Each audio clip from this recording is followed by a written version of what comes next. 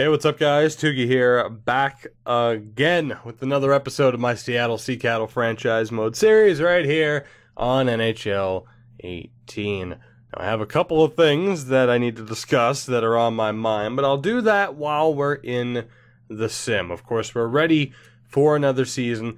The lineup is set. We're going with some different combinations, including Pete Rogalski being on the top line with Ben Goa, who's now at center, and Tommy Tunnell. We have another younger player like Eric Clough on the second line. Volk, we're going to give him a chance to try and develop a little bit better. And then defensively, the new top pairing of Bishop and O'Donnell. It's a shame that Bishop is going to cap out at a third pairing defenseman level, but O'Donnell should still be our defenseman for the future, and we'll see what the future holds for Lucas Reza as well.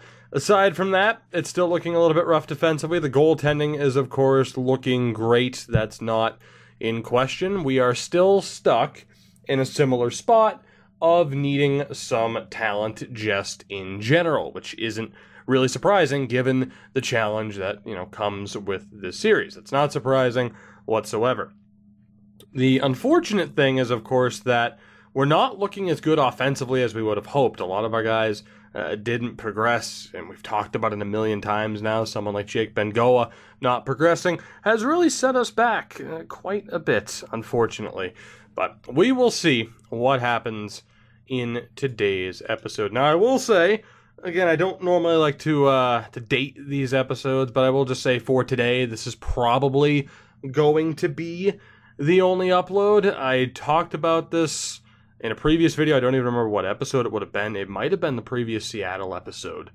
But I've mentioned it quite a bit on Twitter as well. And I know some people, put it this way, the majority of people probably, still just don't give a damn about Twitter and haven't checked. But it's on my mind, obviously. So, you know what? Fuck it. Whatever.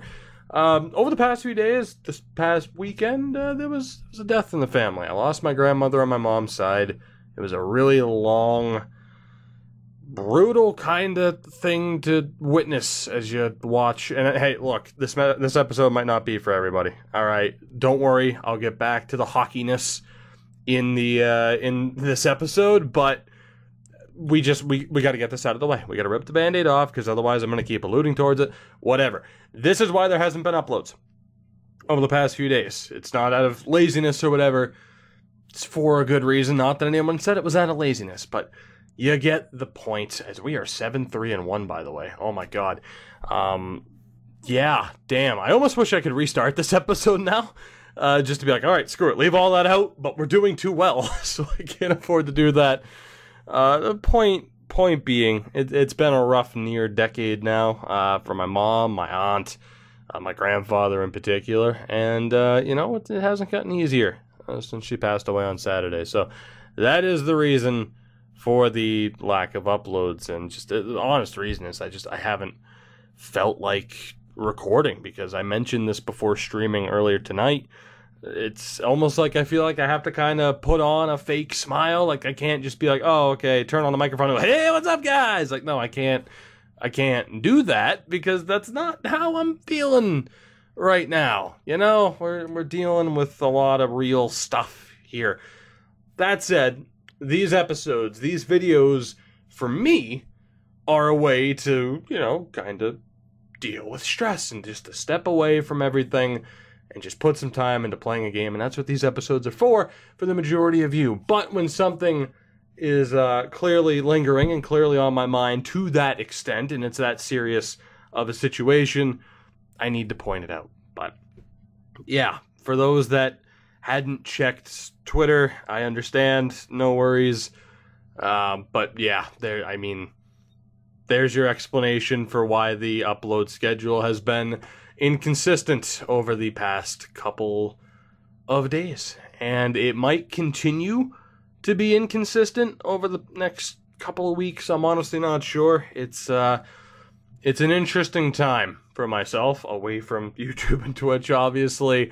It's an interesting time for my family, so I'm not sure, but I was in the mood for today to make a video, finally, to get something out there, because I've talked about it lately, and it really sets in more when something like this happens. Is just the support has been ridiculous. And I mean, you guys have made it worth it for me to continue to, move on with this stupid hobby of mine that's, I don't know, it's been an interesting journey. It's been almost 3 years on YouTube now, right? I've talked about it, the 3-year goal, wanting to hit 10K by September, by the end of the summer. I mean, the Twitch 1-year goal, we're coming up on that. That's at the end of June. The 1-year goal was 5K follows. We're at 6K something now. So, I mean, it's been pretty ridiculous. And not that it takes a moment like this for it to really kind of settle in. But yeah, I can't thank you guys enough. I mean, legitimately, if I was getting 100 to 200 views per video, I would have stopped a long time ago.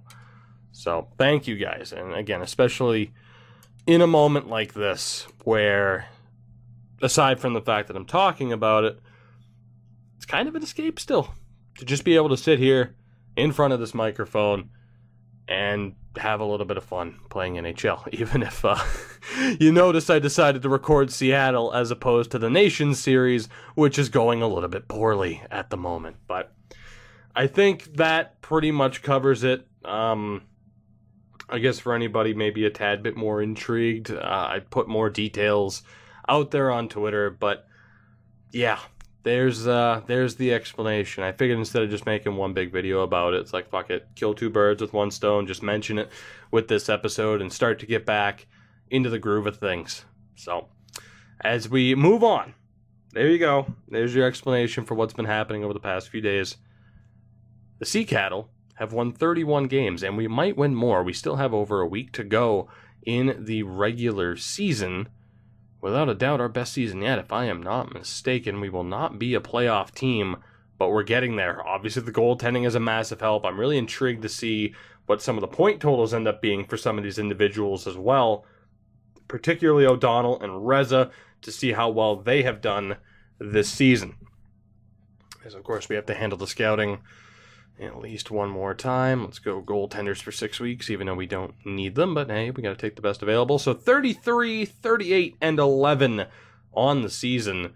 Without a doubt, our best point total yet. And those overtime losses certainly help. The Evergreens also did quite well this season. We still finished in last in the division with 77 points in 82 games. I have to wonder, though. I can't imagine we're the worst team in the league. I would be quite surprised. As Edmonton's the best team in the league, let's take a look here. Where are we? Look at that. 27th out of 32. The Bruins, the Caps, Islanders, Red Wings, and Lightning all finished below us. So we are not guaranteed a top 5 pick. Although, if it was a different team in the league, we'd move up probably and get the number 1 pick.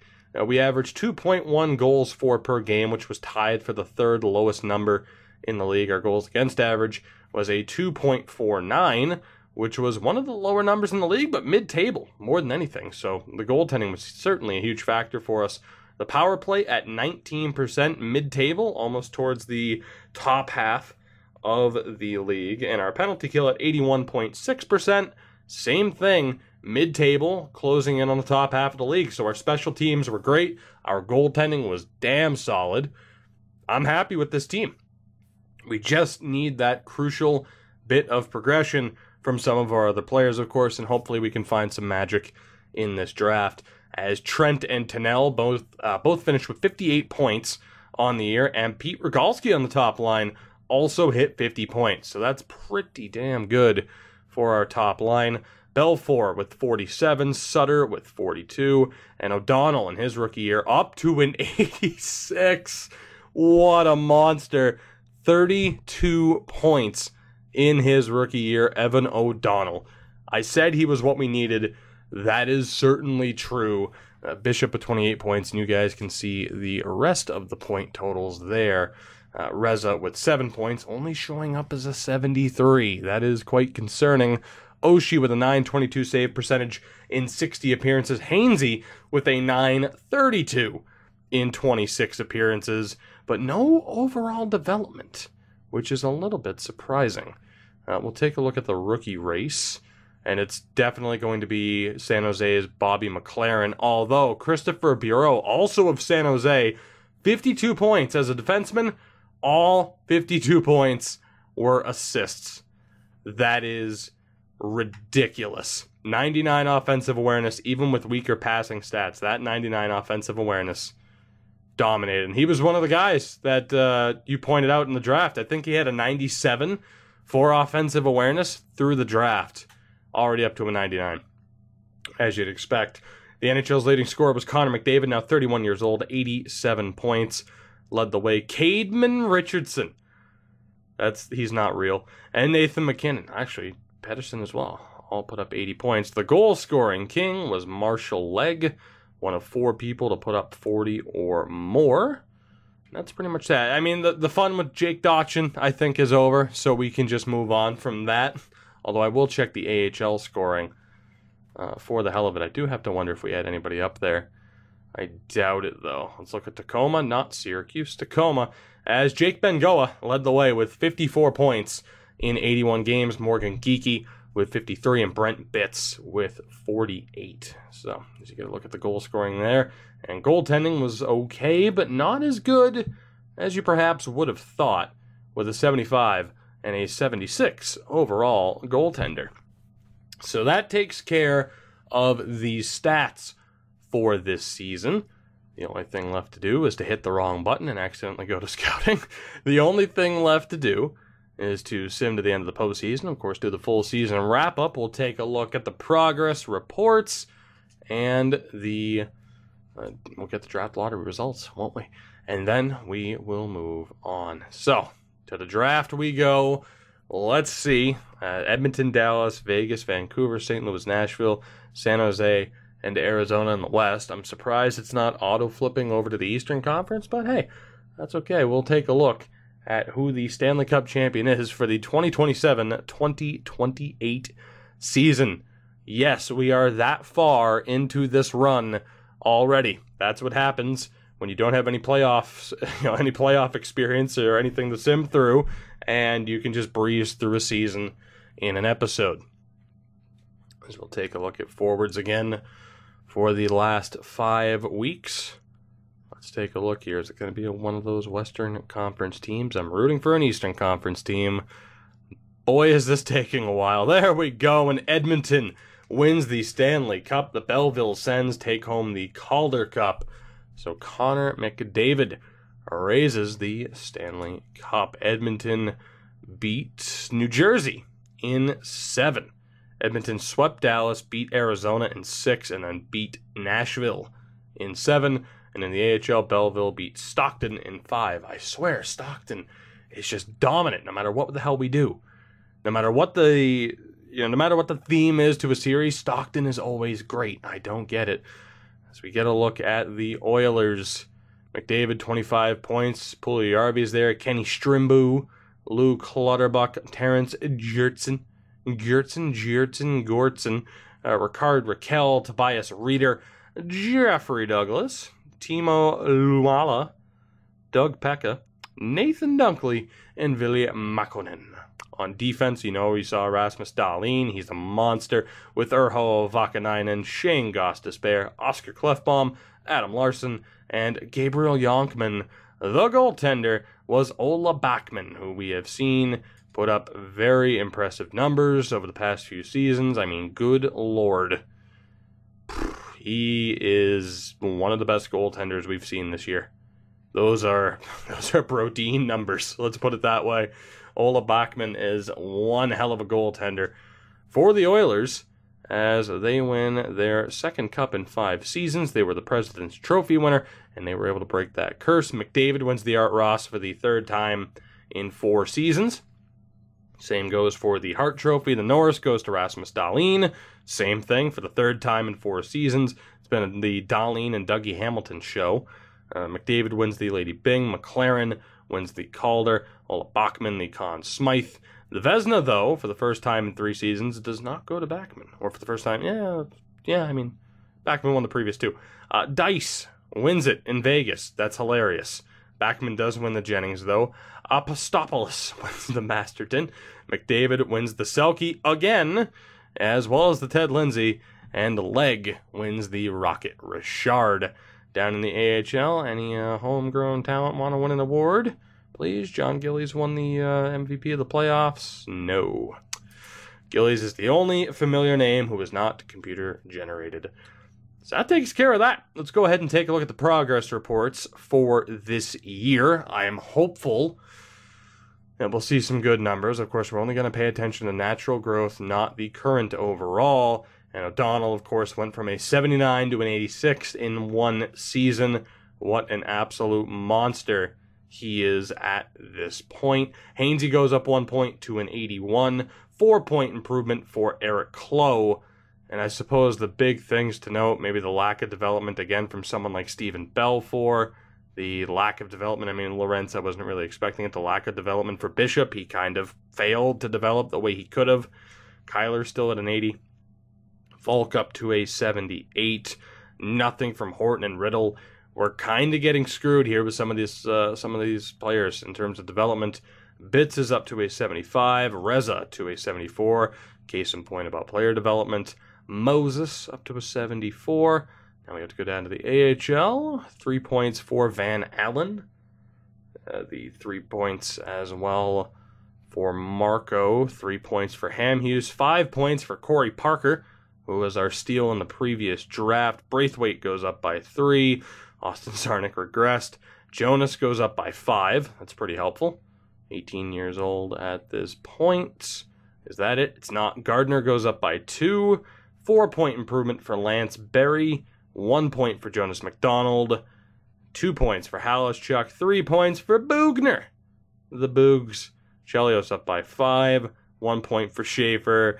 And Ludeman stays the same. So, yet again, some players just flat out refused to develop and progress, and that continues to affect us to the point where not only do we need defensive help, we just need help in general. Aside from goaltending. Goaltending, we're good. The question is, will we win the lottery? Can we sneak in to the top 3? That would be tremendous. Or are we going to find ourselves sneaking down the bottom of the chart? We have the 7th pick in the draft. The 7th pick. That is our lowest pick ever, I do believe.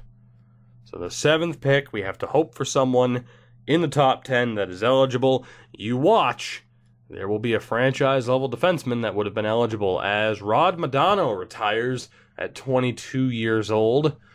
So yet again, another example of someone just saying, yeah, I don't have it. It's not going to happen for me, although he just disappeared, so that's interesting. Did he retire or not? That is quite weird.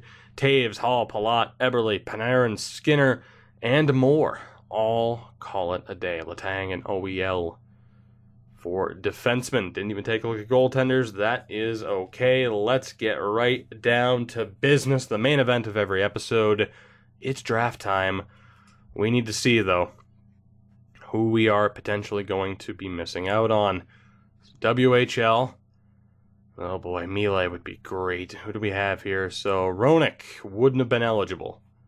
Lehman wouldn't have been eligible. Shelley? Nope. Keith. Ken Keith. I swear to God, I thought his name was going to be Keith, and that would have been amazing. Schen's not eligible. All right. So here we go. These are the guys we really got to pay attention to. Oh my God, please. We need him so badly. Sam Mile. Sam Mile would be amazing. Sheldon McKee is not eligible. Scrimes is, but I don't exactly want to end up with a medium top 6 grinder. And we have Rokon, who is not. So we have 2 players in the top 10, Mile and Scrimes. Sorry, Scrimes, but you would certainly be a silver medal here. I have no other way to put it. Who else do we have eligible to us in the first round? It's worth taking a look. There might be somebody better than Scrimes simply because he's a grinder. And we've already seen how, say, low elite grinders have turned out to develop. So let's take a look here, although it's not looking that good. Cam Foote. No relation, but that would have been amazing. Cedric Corrado. Oh boy, this is looking rough. Bruce Connor. I think I'd rather take Bruce Connor than Scrimes. Anybody else here in the first to second round? I think Connor would be the pick if Mile is off the board. And then you got Bear and Tool. All right. Let's do this. Let's see how it goes. Ottawa takes Lehman, medium elite, 78 overall with the number 1 pick. Shelley goes second. He's a 73, medium elite. Keith goes third, medium elite, 77. So as if San Jose needed that help. Roenick, medium elite, 73. The Islanders take Sarich, medium franchise at a 59. Spike Sarich, what a great name. And now it's the moment of truth. Will Detroit screw us over? They will not. The Islanders go off the board. Schenn falls to Detroit, which means we have our next defenseman. No questions asked. It will be Sam Mele. Although, let's just double check here. Mele and Connor. I don't really think we can go wrong either way. Mele is slightly better, though. So the 17-year-old offensive D-man, Sam Mele from the Seattle Thunderbirds, is the pick. Medium top 4, 66 overall. Not too shabby to end up with a half-decent player, considering we fell out of the top 5. Hell, we fell out of the top 3. As you get a look, Scrimes was a 67, but again, a grinder. I would have been quite nervous about that. Foot ended up being pretty good. So we'll just scroll here through the first round. You never know. Something crazy might happen. Mironov, a medium elite. Low elite and Millman. A couple of low elites. Medium elite for the Flyers, but he is a 54. Right. And that brings us to the 5th pick of the second round. And we'll see who we have here that's available to us. We know Bear Rentoul is there. So that's nice. That's a decent player to fall back on, although the potential is a little bit shaky. Sylvester from Saskatoon. Franzen on Red Deer. Grant on Victoria. Chorney on Saskatoon. That's unacceptable, by the way, and I've complained about this before. The fact that I have someone who's a complete unknown when all I did was scout one region, that's ridiculous, and it's unacceptable. But I won't go on that rant at this point in time, because I don't have the time. We need to find who our next pick could be, and I mean, really, it's obvious. It has to be Rentoul, at least for this stage of the draft. So Bear Rentoul, the 17-year-old power forward from the Spokane Chiefs, won't be the highest overall. I'm hoping for a medium top 6. That would be amazing. He's probably low top 6. He is. He's low top 6, 57 overall. Not the worst potential in the world for a second round pickup. Certainly not ideal, but all things considered, I guess I can't really complain. I don't know. Would I rather have him be medium top 9 or low top 6? Suppose that's the question. I would have rather had him be medium top 6 like Dembski. That would have been nice, but so much for that, right? And so we have the 69th pick of this draft. Nice. Who can we get here at this point? I know I already looked through these guys, but I gotta look through them again just to double check. Just to double check, and hopefully there is still somebody half decent for us to select in this draft. But so far, it's Cedric Baribal from the Everett Silvertips. Probably our next pick. Todd Champion. Oh my God, yes.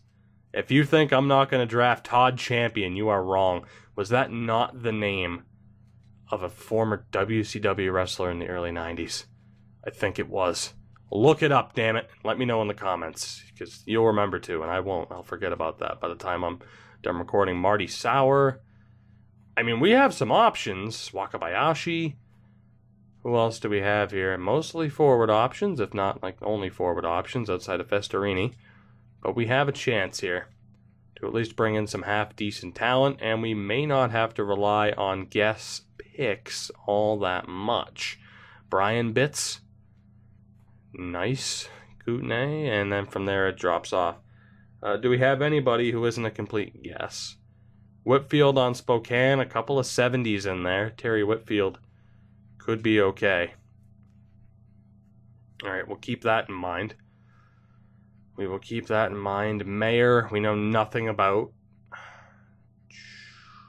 Gonna be someone else, right? Greening.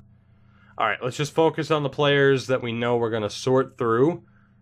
There's at least 5, and we're going to go for Cedric Baribal with this next pick here. Again, 17-year-old power forward from the Everett Silvertips. Whoo, low elite Cedric. That is tremendous. Low elite at 17 years old, 53 overall. It's another one of those fringe players where we really need them to develop. If they do, beautiful. If they don't, well, then, I mean, 53 overall. I guess I can't really be that surprised. But Cedric Barabal is a pretty good pickup. Oh, my God. Here's the thing. He's from the OHL. He's a distant cousin at best. Absolutely not breaking the rule. And it didn't work out for us last time. The next pick will be Todd Champion from the Spokane Chiefs. 6'4", 191 pounds, the 18-year-old two-way left wing. Todd, how good are you? You're better than I thought, in fairness. Low top 6 and a 59. Overall, you look at this haul here, those are 4 really good picks for us compared to some of the other drafts that we've had in the past. I am not complaining. Mile, Rantoul, Barabal, and Champion. Not too shabby. I said we needed to add a little bit more defensively. I wanted to add a little bit more offensively, and we have certainly achieved our goal. The next pick here, I know it's an exact top 6, but I'm hoping at least for a medium with 18-year-old Jody Festerini. Please at least be medium top 6. You are a complete waste of my time. Low top 6 and a 55, so our best chance to add another defenseman outside of Mile, and it did not quite work out that way. 2 picks left in this draft. Do we risk it? Boy, that's the question. Marty Sauer.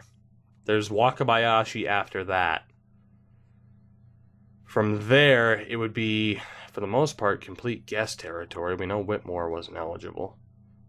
You can only look at guys here that are listed under undrafted. So let's see if we trust in the mediums. Coyle, we have Terry Whitfield, Caldwell's not eligible, Wilsey's not eligible, and Greening is not eligible. For defensemen, we have 2, McDonough and Gordon, and neither are eligible. From there, Craig Wilm. Okay, so we at least have our list. If I wanted to take a complete risk on someone, which probably isn't the best idea, it hasn't really worked out for us. 3 players, 2 picks. We know what we'd be getting with Wakabayashi, which is exactly why I'm going to ignore him, and I'm going to risk it with Sauer and Whitfield. We will take Marty Sauer, the 20-year-old sniper from the Spokane Chiefs, with this next pick. Marty, how good are you? You are okay. Medium top 9 and a 65 overall. Not too bad. So, I mean, I could take Wakabayashi and end up with probably just an exact copy of said pick. Or we can take the risk as we originally planned. What are we thinking here? And we can't. Wakabayashi's already off the board, so it's going to be Whitfield.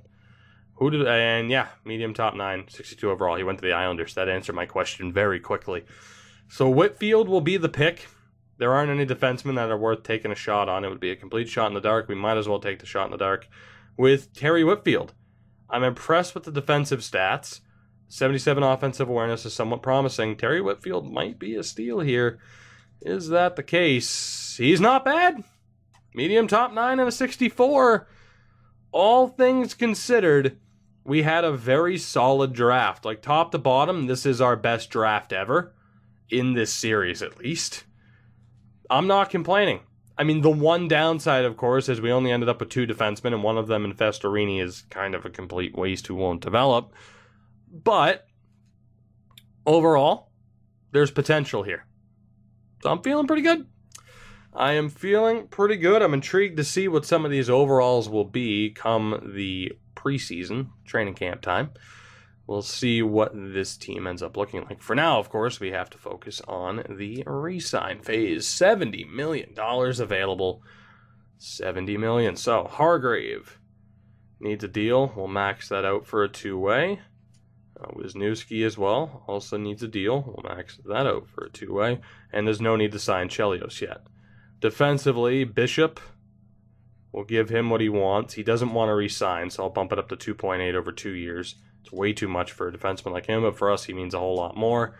Crane, same thing. Bump him up to the max. Budins.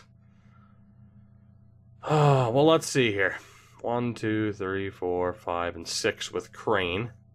Could drop Crane to make room for Marco. My thought is, like, Budins, Wiley, Like, these are guys who aren't going to develop that much. It's like, are they really needed for the AHL team?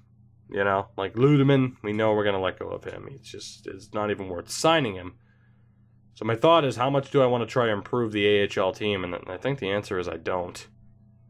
Like someone like Bugner, I mean, I'm not going to sign him. Bonner, as in Stefan Bonner, or Boner. There we go. I said it. He's not going to say it the way I want him to say it. No, I said it. I think I'm still going to stick to the strategy of only signing players who are worth it. Melee, unless there's great improvement, will probably not be signed this year because he can't play in the AHL anyway. Whereas, again, I don't think Garvin's going to improve, so I'm just going to let go of him. And obviously, he wouldn't get an offer sheet. Same thing for Budins. He's just been jumped, and there's no point in keeping him. Wyatt Wiley, we're going to clear that out. The AHL team is never going to find success. So what's the point? And we will sign Parker. I think I'll play him at the NHL level. It's a little bit of a jump for him, but it's worth it. Sutter needs a new deal. He does not want to re-sign. We'll try 2 years at 5.5 for him. Of course, we had trouble re-signing him previously. We'll keep Jake for the hell of it. Although, boy, is that just a constant disappointment. Dillman as well is at least worth keeping as a 74. He's not a complete waste. And we should sign Sauer as well. He'll go to the AHL. And everybody else we can hold off on signing for the moment. Anderson Dolan needs a new contract. We'll go 2 times 2. Volk also needs a new deal. We'll go 1.5. Any 20-year-olds to sign? Eakin, who's not worth it. I don't even remember drafting this guy. Doug Eakin. Actually, I do, and he was a third-round pick, and it didn't work out very well for us. And it's centers. Chuck Lorentz needs a deal. 1 year at $3 million. We need Kyler back. Speaking of players who didn't develop, and it's quite disappointing. Kyler Yamamoto, ladies and gentlemen. We'll re-sign Connor. Morgan Geekie can come back. He's at least somewhat useful. He might be good enough for the NHL level. Austin Zarnik can be released for the moment. I'm shocked he didn't retire. So, for the most part, we're good. We'll still have to go through and sign a veteran to a big-time deal, but that's nothing too important. And then we're good to go. We'll hope for that little bit of extra player development and that little bit of extra menu lag that prevents me from hitting advanced day like I wanted to. So thanks for that, EA. Appreciated. Let's see what we have here. Bishop rejected. I'm just going to spam through these really quickly. Just spam through them, and we'll go send out some other offers. Of course, I'm not afraid to offer any big money deals. I mean, we have a ton of cap space. Yeah, we still have $68 million. Ridiculous. So we go back to expiring. Sutter. Had a feeling you were going to be a little bit of a pain in the ass to try and sign. We'll go 1 year at $6 million. Can't imagine he'll reject that. Lorentz. Let's go 1 year at... Yeah, fuck it. We'll give you 4. Who cares? $4 million works. I could sign one of these guys to a stupid contract right about now. And you know what? I will. Bishop. Congratulations. It's your lucky day. Let's see, I'm going to drop it down to 20 million just to play it fair again. Some of these numbers, it eventually gets up to be such a high number that the game registers it as you essentially not offering them anything, and they get offended by it. So that's been a bug that's been in the game for a little bit, where eventually the max offers go up by enough that the game doesn't know how to register them properly. We'll sign Yamamoto as well. So I'm actually impressed that only 4 players passed on re-signing. I honestly thought it would be a little bit more. I should double-check the goaltending, I suppose. But let's move forward today, just to get that confirmation. These guys should all sign. It shouldn't be a problem. Bishop, Lorentz, Sutter, you jerk. You are just, you're not cool, man. Stay in Seattle. It's your home. If it's not your actual home, then it's your home away from home. It's your new home, and a new home is better than an old home. Unless, memories and such. So Sutter, congratulations. You will also win the 1 year ridiculous contract lottery, which will prevent the need for me to sign any veterans. So I guess that's helpful. Some of these guys, I mean, like the 19-year-olds might be worth signing. That's my one thing I'm wondering, is whether or not they're going to turn 20 and be eligible for the AHL, or at 19 they're already eligible. Not entirely sure. If we don't have to sign them, then why bother? I mean, even if we do, I guess it's not the worst thing in the world. It does just waste a year on their entry-level deal, which, when we have $70 million to work with, isn't exactly the biggest problem in the world. Now, is it? So to the next season we go. And now, I think about what we could talk about quickly, and I don't know. Oh, like I said, in terms of the upload deal, thinking this will be the only video for today, so whatever day you're watching this, probably don't expect another video. That's not to say that, Ottawa and the Nations United are done. Absolutely not. I'm working on it. And who knows? There might even be something pastime related. Maybe. Not promising anything. We'll see what happens. And FHM should be coming back too over the summer. I hated to have to stop playing that, but my God, when you have games coming out like MLB and God of War, and it's like you look at like Madden and UFC, it's like I just ran out of time to play FHM on stream. But I'm definitely not done with that, and I am damn well determined to beat all of those historical challenges before an FHM 5 comes out. So we will see how that goes. Is it just me, or is this taking like an extra long time? Or do I always somehow find a way to talk and ramble for no reason? There we go, thank God. Do I always find a way to ramble through that? Or was it just like, because that seemed ridiculously delayed. Maybe it's just me. So in terms of contracts, don't think, actually no, wait, no one would have progressed. Actually, you know what? It's still worth checking. Oh my God, the menu lag is so bad. And I know people are like, oh, there's no menu lag. Play something like MLB The Show. There is menu lag in this game. Trust me. That said, it is still worth seeing if any of these prospects progress to the point that it's worth signing them for like an AHL or NHL kind of deal. Like Jonas, for example. Up to a 71, I will probably just play him in the majors. And Barry's up to 20 years old. That's perfect. Whitfield's also up to 20. Beautiful. All right. So we're looking okay, and then none of those three are worth signing. Champion, I will actually sign Champion just in case he is AHL eligible. But from there, we are good to go. Chelios does not need to be signed, so let's go ahead and take a look at what this team is going to be. There's really no controversy with it. We're still just going to take the approach of the best overalls, or if a prospect is close but they're junior eligible, just playing them instead. So Oshie's a 91, Hainsey's an 85, Hargraves a 78, Wisniewski's a 76. Goaltending is tremendous. Defensively, Marco may be deserving of a spot here, as is Parker. Is there anybody else who's close that's half decent? The answer is no. So Crane is medium 7th at 25, Riddle, and Gleason. Parker, I'm going to call up Parker for the moment. Is he junior eligible? He is. So I'm going to play Parker at the NHL level, and Marco will stay down in the AHL. So Parker, welcome to the team. And then for the NHL side of things, let's just send down the lowest overall guys to start, and then we'll double check. So Horton's 25. He could be sent down. Volk is also 25, but Horton's the main guy. Is there somebody better? Bits, for that matter, is immediately better. And you know what? I think for the most part, we're okay. Just make that one change. Get Bits a little bit more prime time, ice time, and we're good to go. So let's go best lines. Yes, I noticed what Kyler is. I'll probably do the same thing with the top line. We have to adjust some things.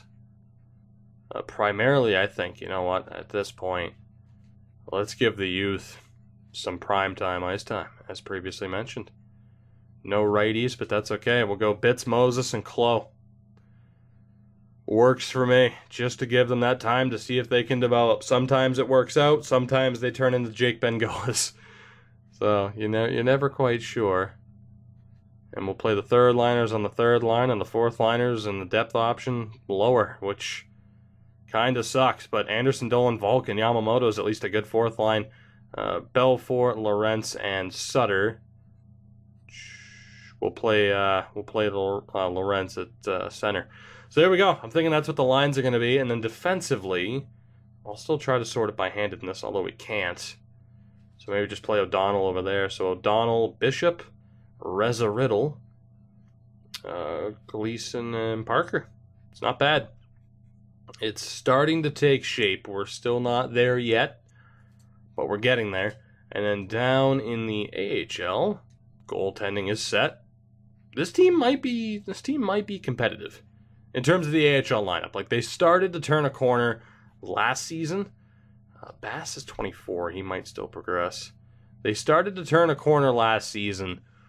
Whether or not they can make that next step, I don't know. But it would be intriguing to find out. All right, is there anybody who's not going to progress anymore? So Ty Smith and Matt LeDuc are the first two that we'd look to take out of the lineup. Gibbons, I don't care, but McDonald and Halischuk, we should at least give them a chance to develop. Even though I don't think they will, we'll give them a chance to develop over having a better team. So let's see. We have our 3 righties, which is fine by me. And then the AHL is good to go. So, obviously, that defensive situation could look better. A lot of these medium sevens haven't developed and won't develop, which is unfortunate, but them's the breaks in a series like this. We know we have to put Barry into the lineup. Who else are we taking out here? McBride isn't ours, so we'll put in Whitfield. And from there, if we have to take anybody else out, that's going to be a shame. Mikkel is not ours. And at center, nobody's ours. Perfect. So the AHL forward lines, it's made up of solely our players, which is pretty nice. And if we prioritize this based on potentials, we should be looking pretty good by the end of this. We'll drop Horton at a low top 9. So let's see, medium 6, lows. All right, so that's the top line, no doubt. Hamhuis, Braithwaite, and Bengoa. Braithwaite at center. Second line, Marty Sauer gets the bump up. So it'll be Whitfield. And yeah, Van Allen center. So Sauer, Van Allen, and Whitfield. That's not bad. I mean, Jake Bengoa being 25 is the one downside so far. And what a downside it is. And then to be honest, I think the fourth line is going to be Horton, Geeky, and Dillman. Third line, Barry, Connor, and Woods. So overall, I could make the AHL team look better on defense, but at least with the forwards, we're having some guys get some crucial ice time that could really help in terms of development. Same thing at the NHL level with Bitts, Moses, and Klo. We might perform at a lower level, but I really am liking where this team is currently set. So yet again, franchise, Adamski. So yet again, we find ourselves in a similar situation. Just at the game's mercy until we get some players that we need. The question is, what lies in this prospect pool that could heavily affect our future? Edmonton. Well, James Buss. You never know. James Buss, Don Wakabayashi. They could be the players of the future for the Seattle Sea Cattle, and we need to hope so, because otherwise there's nobody. So yeah, this could be a very interesting draft coming up. We better hope that our scouts can find some steals. Guys, that will do it for this one. Thank you very much for watching. I don't need to explain to you again how much your support means to me. It means a whole hell of a lot. I hope you enjoyed this episode. Look out for episodes in the coming weeks. I'm not sure what the schedule will be and how consistent it will be. As I always say, though, keep an eye out on Twitter. I'll try to keep you guys updated as much as I possibly can. So thank you for sticking with me. Have a good one. Take it easy, and I will see you next time.